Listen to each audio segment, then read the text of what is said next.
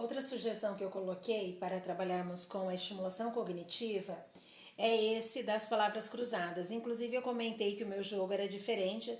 Esse também é da coleção Pais e Filhos, tá? Então o tabuleiro, ele é um tabuleiro bastante simples, que inclusive nós temos como montar ele na clínica com as crianças, com os adolescentes, adultos, idosos, enfim. Dá para trabalhar com todas as faixas etárias, contanto que já estejam lendo, tá bom? Essa daqui é a base para colocar a letrinha, porém eu não uso, porque eu gosto de jogar com a criança, eu de um lado e a criança do outro, e nós deixamos as letrinhas abertas.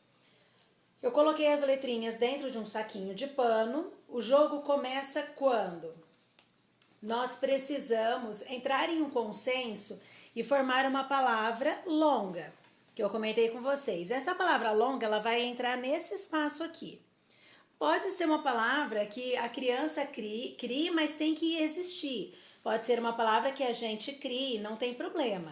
Contanto que seja uma palavra que existe. Então, a gente vai pegando as letras, para formar a primeira palavra a gente vai olhar, ok? E eu comentei também que ela tem uma numeração. Então, quanto mais difícil for a letra, maior é a numeração dela.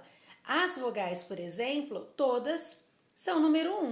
Do A ao U, todas são número 1.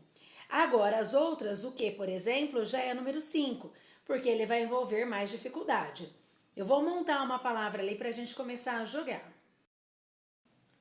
Estruturei então a palavra cambalhota. Peguei cambalhota por ser uma palavra longa, por ter o L e o H, porque daí a gente vai precisar trabalhar com essa letra H. A palavra cambalhota, ela acabou pegando um dos triplos, tá? Aqui, ó, triplo. Então, o que vai acontecer?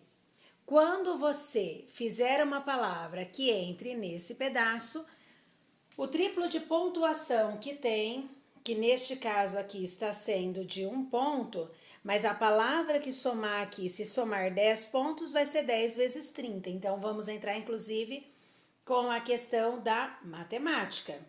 Cálculo mental, por exemplo. Esse tipo de atividade ele vai trabalhar bastante questões de funções executivas relacionadas à flexibilidade cognitiva. Também entra a questão do jogo de soletrar. Não é um jogo de soletração, porque nós estamos escrevendo. Mas se nós pensarmos, cada uma dessas letras, elas acabam sendo estruturadas de forma soletrada, porque eu preciso ir juntando as letrinhas até que forme a palavra. Então, um jogo como esse, a gente vai precisar resolver, solucionar problemas, pensar em várias formas de resolver isso daí, pegando novas ideias de palavras a partir das letrinhas que eu tirar como aqui de dentro do saco. Então, por exemplo, eu pego 7 peças e o meu paciente pega outras 7. Vamos lá, sem olhar. Então, eu pegaria aqui esse M, 1, 2, 3, 4, 5, 6, 7.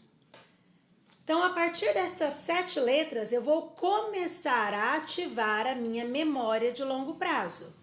Por que eu vou ativar a minha memória de longo prazo? Porque eu vou precisar começar a pensar quais são as palavras a partir dessas e dessas que eu posso montar ali. Então, só para ir um pouco mais rápido, eu já vou formar uma palavra bem simples. Eu vou aproveitar, inclusive, aquele triplo. Eu vou formar mapa.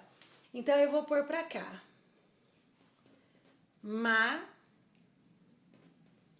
Pá.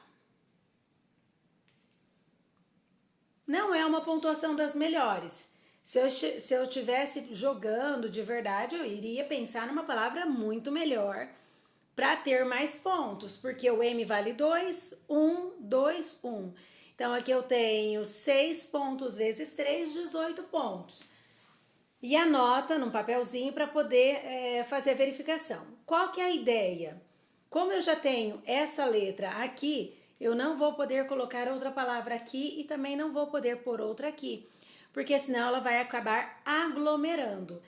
Isso vai fazendo com que eu esteja ativando cada vez mais a minha memória de longo prazo, Vou trabalhar com a minha autorregulação emocional, porque eu vou precisar aprender a lidar com as minhas frustrações, porque o meu aluno ou o meu paciente ou eu coloquei uma palavra bem no canto que ele iria fazer uso. Então a gente vai trabalhando com estas questões.